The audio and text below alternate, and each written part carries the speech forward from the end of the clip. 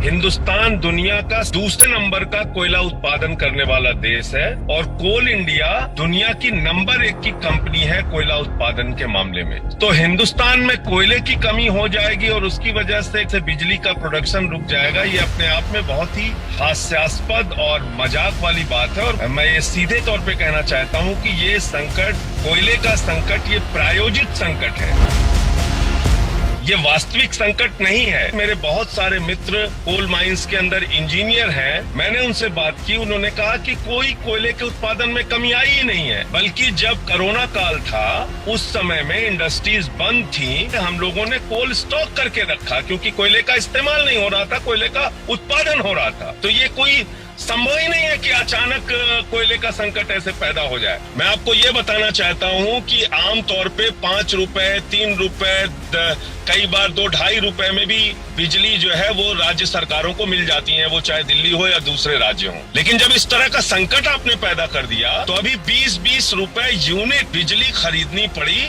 और उसमें बहुत सारे प्राइवेट प्लेयर्स को फायदा हुआ। तो आखिर ऐसा क्यों किया सरकार ने? निजी कंपनियों को फायदा पहुंचाने के लिए और महंगी बिजली लोगों को खरीदनी पड़े राज्य सरकारों को, इसकी वजह से आपने ऐसा संकट प्रायोजित कर दिया जिसकी वजह से चंद बड़े प्लेयर्स को, प्राइवेट प्लेयर्स को इसमें बहुत बड़ा फायदा हुआ हो। कोयला कोई घर की सुई थोड़ी है कि खोजने से नहीं मिल रही है, और आप सो रहे थे, आपको पता नहीं चला, स्टॉक में कमी हो गई। कल हमने देखा गृह मंत्री ने बैठक ली है, चिंता है सरकार को, आज प्रधानमंत्री ने बैठक ली है, तो आपका क्या आरोप है? सरकार क्यों इस पर समीक्षा कर रही है? ये सब कुछ नाटक और प्रायोजित है। कोयले का संकट हिंदुस्तान में है ही नहीं। कोल इंडिया के चेयरमैन का बयान सुन लीजिए। जो भाजपा की कुछ राज्य सरकारों ने, जैसे उत्तर प्रदेश को देख लीजिए, उन्होंने कोल इंडिया का हजारों करोड़ रुपए बकाया कर रखा है। तो आपको कोयला कैसे मिलेगा? वो एक समस्या हो सकती है, लेकिन कोयले के स्टॉक की कमी ये शुद्ध रूप से प्रायोजित संकट है, ऐसा बिल्कुल नहीं है।